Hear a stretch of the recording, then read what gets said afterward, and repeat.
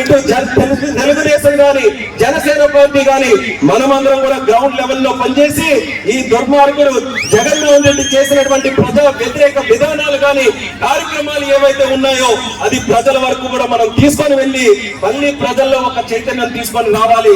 ఎందుకనంటే భయపెట్టాలని చూస్తున్నారు. ఆఖరి అస్త్రం కింద జగన్మోహన్ రెడ్డికి ధైర్యంగా వెళ్లి ప్రజల దగ్గర ఓట్లు అడిగేటటువంటి దమ్ము ధైర్యం లేదు. అందుకనే ఎవరెవరినో పెట్టి గ్రామాల్లో ఉన్నటువంటి ప్రజల్ని భయపెట్టి మరీ ఓట్లు వేయాలని అడుగుతున్నాడు. నాయుడు గారు హయాంలో శాంక్షన్ చేయించి పనులు మొదలు పెట్టేసరికి ఆ రోజు ప్రభుత్వం లేకుండా పోయింది.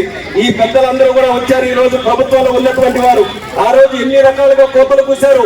తెలుగుదేశం పార్టీ వాళ్ళు అవ్వదు, మళ్ళీ మా ప్రభుత్వం వచ్చిన తర్వాత మేము చేస్తామని 5 సంవత్సరాల్లో ఒక్క కెనాల్లో కూడా తట్టడి ఇసుక మోయనటువంటి ప్రభుత్వం ఏదైనా ఉందనంటే అది వైఎస్ఆర్ కాంగ్రెస్ పార్టీ ప్రభుత్వాన్ని తెలియజేస్తున్నారు.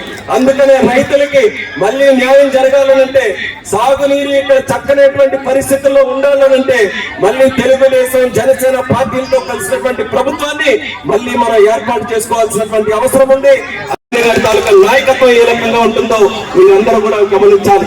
ఆయన కేవలం మంగళగిరికే కాదు, ఈ రాష్ట్రానికే ఒక ఉజ్వలమైనటువంటి భవిష్యత్తు ఇచ్చే నాయకుడిగా యువగలం పాదయాత్ర చేశారు. ఎవరు చేయలేరని అన్నారు. ఒక రోజు నడిచాడు, 2 రోజులు నడిచారు, ఆపాలని చూశారు, మైక్ ఇవ్వకుండా చూశారు, స్టేజీలు వేయనివ్వకుండా చూశారు, పళ్ళు కదలకుండా చూశారు. ఖబర్దార్ అని చెబుతూ రాష్ట్రంలో సుమారు 3000 కిలోమీటర్లు పాదయాత్ర చేసి దేశంలో ఆ వయసులో చేయనటువంటి రికార్డులు సాధించినటువంటి వ్యక్తి మన లోకేష్ అన్నది కూడా తెలియజేస్తున్నారు. ఎందుకు చెప్తున్నానంటే కార్యకర్తలందరికీ కూడా ఒక నమ్మకం ఉండాలి.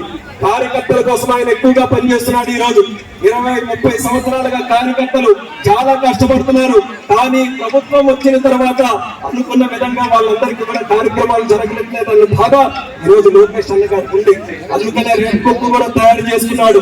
అవతల వాళ్ళు ఎవరైతే ఉన్నారో వాళ్ళందరి కాటు తీయడానికి ఆ రెడ్ బుక్ లో అన్ని కార్యక్రమాలు కూడా చేర్చుకున్నాడు. అలాగే మన కార్యకర్తలు కూడా ఎవరెవరికి న్యాయం చేయాలో అది కూడా ఆయన గుండెల్లోనే రెడ్ బుక్ పెట్టుకొని రాసుకుంటున్నాడు అనేది కార్యకర్తలందరికీ కూడా మరొకసారి తెలియజేసుకుంటున్నారు.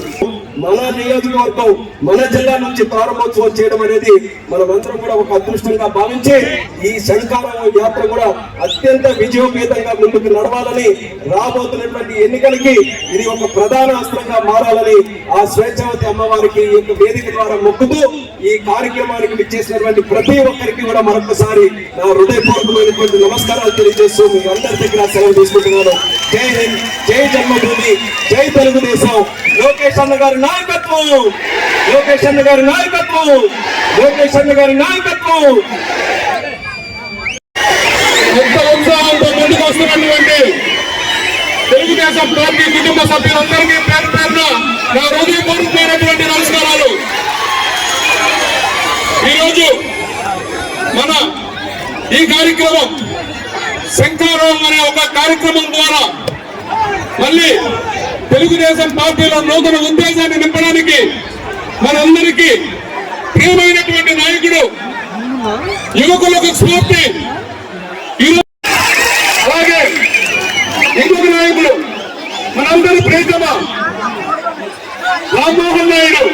మీ అందరికీ తెలుసు ఆయన వారు ఎన్నికే ఏ రకంగా ఉంటుందో, మరి అలాగే ఆయన కూడా ఆశీర్వదించాలని మీ అందరినీ కూడా కోరుకుంటూ, అలాగే మన పార్లమెంటరీ పార్టీ అధ్యక్షులు కోట రవికుమార్ గారు, వేదిక మీద ఉన్నటువంటి మన ఎమ్మెల్సీ చిరంజీవి గారు, అలాగే ముఖ్యంగా ఈ రోజు మనతో పాటు ప్రయాణం చేస్తున్నటువంటి జనసేన నాయకులు మన జిల్లా పార్టీ అధ్యక్షులు చంద్రమోహన్ గారు, అలాగే ఇక్కడికి విచ్చేసినటువంటి మన ఇచ్చాపురం నియోజకవర్గ ఇన్ఛార్జ్ దాసర్ రాజు గారు, మీ అందరికీ కూడా ఈ సభ ఆహ్వానం పలుకుతుంది.